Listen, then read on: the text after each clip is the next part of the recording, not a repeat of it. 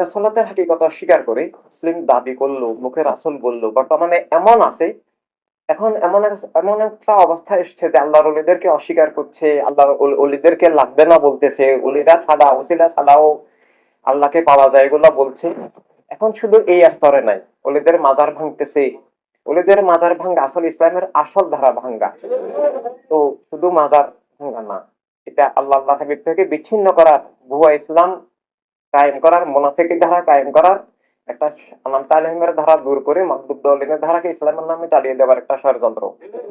কিন্তু এই ষড়যন্ত্র গুলো সম্ভব হচ্ছে যারা আল্লাহর ওলিদেরকে ভালোবাসে, তারা ওলিদের পথে না চলা।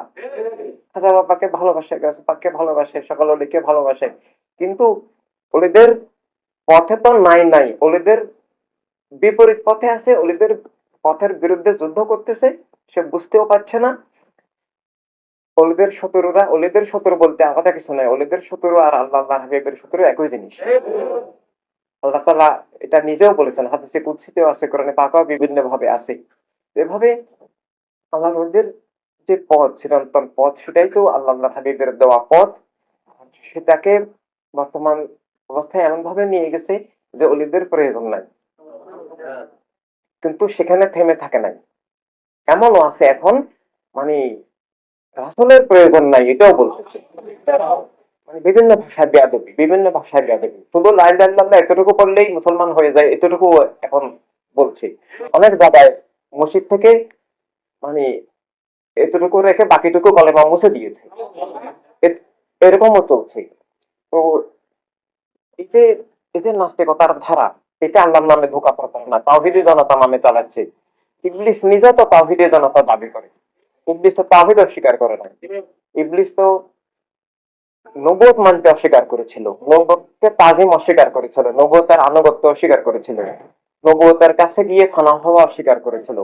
যে আল্লাহকে পেতে হলে আল্লাহ তাআলা তাকে নিজেই তো পথের দিশা দিলেন, তুমি আমাকে যদি পেতে চাও, আমাকে যদি ভালোবাসো, তুমি আমার কবুলিয়ত চাও, আমার সন্তুষ্টি চাও, যদি আমার হতে চাও, তাহলে আমার দরবারে আসার, আমার কবুলিয়ত পাওয়ার সরাসরি কোনো রাস্তা নাই, কোন সৃষ্টির জন্যই নাই, একমাত্র নবীদের মাধ্যমে আসতে হবে। আল্লাহর সাথে প্রত্যক্ষ সম্পর্ক শুধু নবীদের, আর সব সম্পর্ক নবীদের মাধ্যমে হয়, নবীদের উসিলায় হয়, নবীদের হেদায়েত রহমতের নূরে হয়।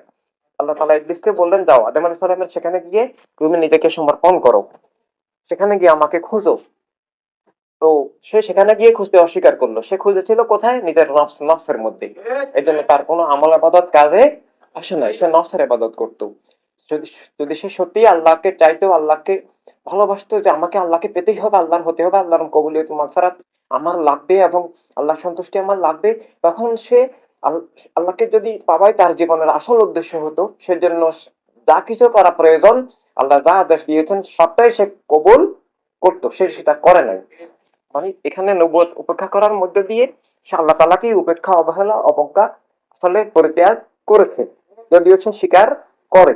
এই স্বীকারের নাম ঈমান নয়, এই স্বীকার তাকে নাজাত দিবে না, এটা তার কবুলিয়ত হবে না। এই যে একটা অবস্থা, যেখানে বিভিন্ন কলা কৌশলে তাওহীদের সালাত অস্বীকার, ইসলাম অস্বীকার, এই অস্বীকারের ধারাগুলো অনেক ভাবে চলে। অলিদের মোহব্বত দেখাচ্ছে, অলিদের মাজারে ওরস করতেছে, ব্যবসা বাণিজ্য করতেছে, ভন্ডামি করতেছে। কিন্তু আমরা দেখেছি পৃথিবীতে বিরল ব্যতিক্রম ছাড়া প্রতিটি খানকা এখন মানে বাতিলের শাখা, বাতিলের আখড়া। অলিদের তরিকত গুলো, খানকাতা তরিকত গুলো দিয়ে হয় এখন।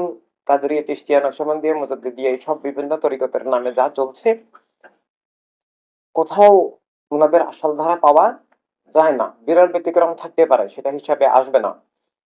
প্রত্যেকটা ধারাতেই আমরা দেখি কোনো না কোনো বাতালের সাথে জড়িত, আবার মানে হকের কোনো না কোনো দিক অস্বীকার করে। সেই ওরস দিয়ে হক কায়েম হয় নাই, সেই ওরস দিয়ে বাতাল উৎখাত হয় নাই। তবে আল্লাহর ওলিদের প্রতি যে শ্রদ্ধা ভালোবাসা আছে, সেটা ঈমান পাওয়ার উসিলা। সেটাকে, যে লোকগুলো আল্লাহর ওলিদেরকে ভালোবাসে, তাদের হেদায়েতের সম্ভাবনা আছে। যদি তারা হেদায়েত চান, তাদের কাছে আমরা পৌঁছতে হবে। যারা ওলিদেরকে ঘৃণা করে, তাদের হেদায়েত পাওয়ার সম্ভাবনা নাই। যারা ওলিদেরকে অপ্রয়োজন মনে করে, যে ওলিদের প্রয়োজন নাই, এটা আস্তে আস্তে শেষ পর্যন্ত আহলে বাইত আলাইহিস সালাম, আহলে রাসূল আলাইহিস সালামের প্রয়োজন নাই, এরকম তো সাহাবীর নামধারী মুনাফিকরাও অনেকে বলেছিল। শুধু প্রয়োজন নাই না, আহলে আহলে রাসূল আলাইহিস সালামকে হত্যা করেও নাকি মুসলিম হওয়া যায়, সাহাবী হওয়া যায়, রাদিয়ানহু হওয়া যায়।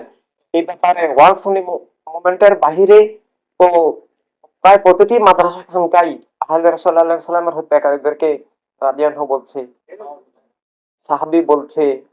শুধু সাহাবী না, জলিলুল কদর সাহাবী বলে। অথচ সূরা হাদীদের 10 নম্বর আয়াত শরীফে আল্লাহ তাআলা ফতে মক্কার পরের কাউকে জলিলুল কদর আযামা দারাজাত বলা নিষিদ্ধ করেছেন। আল্লাহ বলেন কেবল উলাইকা আযামা দারাজাত, অর্থাৎ ফতে মক্কার আগে দিনের যখন ইসলাম কবুল মানে নবীকে কবুল করা মানে কাফেররা তো ইসলাম বুঝতো না, ইসলাম একটা শব্দ মনে করতো।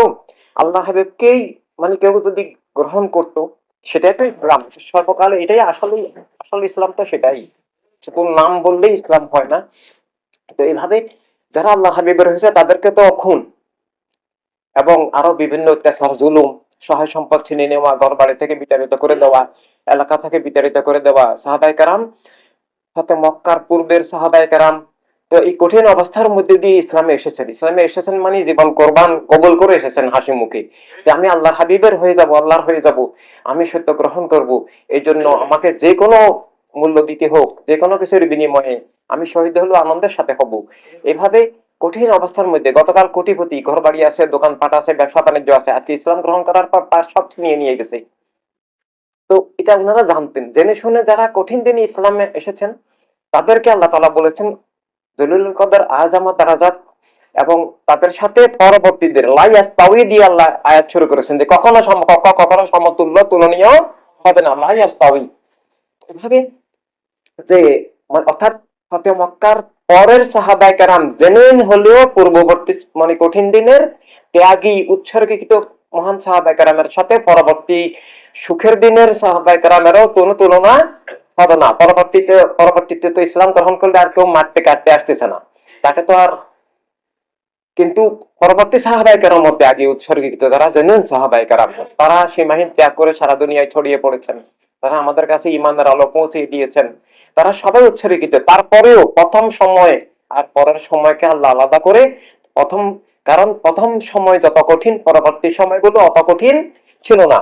আজকের যুগেও আমি তুলনা নয়, আজকের যুগেও এই অন্ধকারে যখন আল্লাহ তাআলার কসম ইসলাম বিলুপ্ত, কিছুই নাই, কিছুই নাই। আল্লাহ বলেও আল্লাহর বন্ধন, আল্লাহর নামে উল্টা পাল্টা কথা আছে। আল্লাহ বলেও মানে আল্লাহর বন্ধন সংযোগ সম্পর্ক আল্লাহ তাআলার মানে ইমানি পরিচয়ের, ইমানি মারিফাতের যে মিনিমাম স্তর, মানুষ হিসাবে যে মিনিমাম স্তর ইমানদার হিসাবে থাকতে হয়, সেটা আল্লাহ বিশেষ ব্যক্তিবর্গ আলাদা ব্যাপার, কিন্তু ইন জেনারেল নাই। মানে কোরআনে পাকের অপব্যাখ্যা করে করেই আল্লাহ তাআলার শানে মোল্লারা প্রতিদিন বেয়াদবি করে। মোল্লাদের ওয়াজগুলো শুনলে আল্লাহর শানে বেয়াদবি ছাড়া কিছুই পাওয়া যায় না। এই কোরআনে পাকের মধ্যে আল্লাহ তাআলা দুই রকমের আয়াত নাযিল করেছেন, নিজেই বলেছেন মুহকামাত এবং মুতাশাবিহাত। সূরা আল ইমরান ৭ম ৮ম আয়াত, যে আমি দুই রকম আয়াত নাযিল করেছি। একরকম আয়াতের তোমরা অনুবাদ গ্রহণ করিও না, এগুলার জাহের অনুবাদ কেউ জানে না। ওয়ামা ইয়ালামু তাওবিলাহু ইল্লাল্লাহ, আল্লাহ বলেছেন আল্লাহ, আল্লাহ হাবিব ছাড়া এগুলোর অর্থ কেউ জানে না।